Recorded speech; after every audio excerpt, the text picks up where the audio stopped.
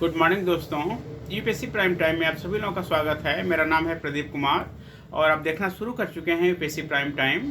आज का जो हमारा टॉपिक है, खतरा बनता बढ़ता तापमान। आप सबको पता है कि इस समय पूरे पृथ्वी का टेम्परेचर लगातार बढ़ता जा रहा है, जो कहीं न कहीं हमारे लिए चिंता का विषय है।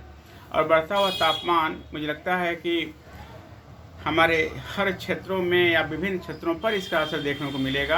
आज हम लोग उसी के बारे में चर्चा करेंगे। रही बात कि एग्जाम में एक क्वेश्चन कहाँ के लिए इम्पोर्टेंट है, तो जब हम लोग जीएस के फर्स्ट पेपर के बारे में बात करते हैं यूपीएससी में, तो जो इंडियन ज्योग्राफी का सेक्शन है वहाँ के लिए इम्पोर्टेंट है।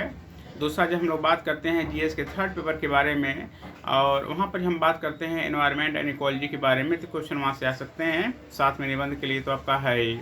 आज जब स्टेट पीएससी के बारे में बात करते हैं तो ज्योग्राफी हो गया या तो फिर आपका करंट अफेयर्स हो गया, वहाँ से क्वेश्चन आपका यहाँ पर आ सकता है। तो आइए शुरू करते हैं हम लोग। खतरा बनता बढ़ता तापमान। इस साल फरवरी के पहले ही हफ्ते में मैदानी राज्यों में गर्मी ने तेवर दिखाने शुरू कर दिए।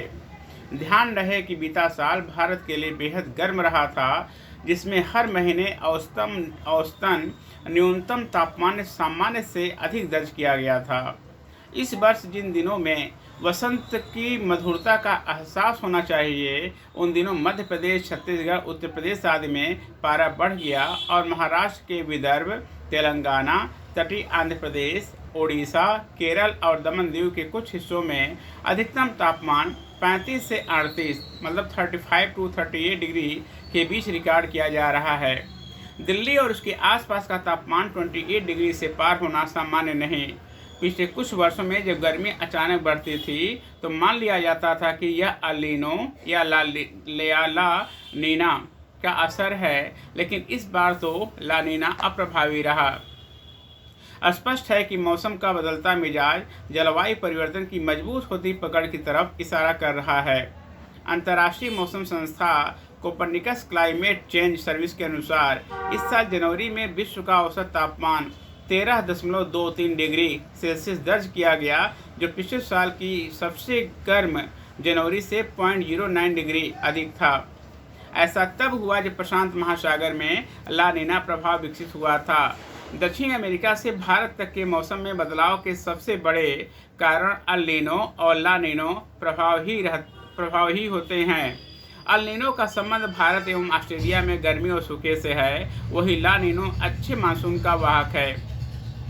इन दोनों घटनाओं का संबंध सुदूर पेरू के तट पूर्वी प्रशांत और ऑस्ट्रेलिया के पूर्वी तट पश्चिमी प्रशांत से है।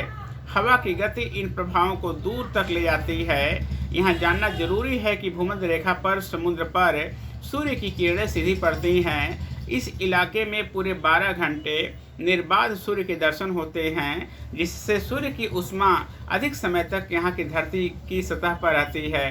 तभी भूमध्य क्षेत्र या मध्य प्रशांत इलाके में अधिक गर्मी पड़ती है। इससे समुद्र की सतह का तापमान प्रभावित होता रहता है। आमतौर पर सामान्य परिस्थिति में भूमध्य रेखीय हवाएं पूरब से पश्चिम की ओर बहती हैं और गर्म हो चुके समुद्री जल को ऑस्ट्रेलिया के पूर्वी समुद्र की ओर बहा कर ले आती हैं। गर्म पानी से भाप बनती है और उससे बादल बनते हैं। परिणाम स्वरूप पूर्वी तट के आसपास अच्छी वर्षा होती है। नमी से लदी गर्म हवाएं जब ऊपर उठती हैं तो उनकी नमी निकल जाती है और वे ठंडी हो जाती हैं। तब पश्चिम से पूर्व की ओर चलने वाली ठंड हवाएं पेरू के समुद्री तट एवं आसपास नीचे की ओर आती हैं। तभी ऑस्ट्रेलिया के समुद्र से ऊपर उठती गर्म हवाएं इनसे टकराती हैं और इससे निर्मित चक्रवात को वाकर चक्रवात कहते हैं। अल नीनो परिस्थिति में पश्चिमी हवाएं कमजोर पड़ जाती हैं एवं समुद्र का गर्म पानी लौटकर पेरू के तटों पर एकत्र हो जाता है। इस तरह समुद्र का जलस्तर 90 सेंटीमीटर तक ऊंचा हो जाता है। इसके परिणाम स्वरूप वाष्पीकरण होता है और बरसात वाले बादल निर्मित होते हैं। इससे पेरू में तो भारी बरसात होती है, लेकिन मानसूनी हवाओं पर इसके विपरीत प्रभाव के चलते ऑस्ट्रेलिया से भारत तक सूखे की स्थिति बन जाती है। ला नीनो प्रभाव के दौरान भूमध्य रेखा में सामान्यतः पूरब से पश्चिम की तरफ चलने वाली अंधड़ हवाएं पेरू के समुद्री तट के गर्म पानी को ऑस्ट्रेलिया की तरफ धकेलती हैं। इससे पेरू के समुद्री तट पर पानी का स्तर बहुत नीचे आ जाता है जिससे समुद्र की गहराई का ठंडा पानी थोड़े से गर्म पानी को प्रतिस्थापित कर देता है। इन दिनों ला नीना सक्रिय है, लेकिन आश्चर्यजनक तरीके से न तो भारत में वर्षा हो रही है और न ही पहाड़ों पर पर्याप्त बर्फबारी। उल्टे तापमान तेजी से बढ़ रहा है।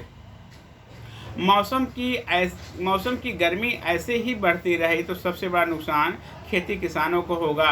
गेहूं के दाने कमज़ोर होंगे और चना सरसों फसल भी समय से पहले तक पक जाएंगे। सेब और लीची के पेड़ों में फूलों के परागण का समय कम रहेगा, जिससे फल बनने और पकने की प्रक्रिया प्रभावित होगी। ये तापमान 1 डिग्री सेल्सियस बढ़ता है तो वह खरीफ मौसम के दौरान किसानों की आय 6.2% तक घटा देता है और असिंचित क्षेत्रों में रबी मौसम के दौरान किसानों की आय 6% तक कम कर देता है। इसी तरह बारिश के औसतन 100 मिलीमीटर की कमी होने पर खरीफ के मौसम में किसानों की आय में 15% और रबी के मौसम में किसानों की आय में 7% की गिरावट आती है। अब यह खतरा सिर पर है। मच्छर जैसे परजीवी बढ़ते तापमान से पैदा हो रहे हैं। पारंपरिक दवाएं उन पर बेअसर साबित हो रही हैं।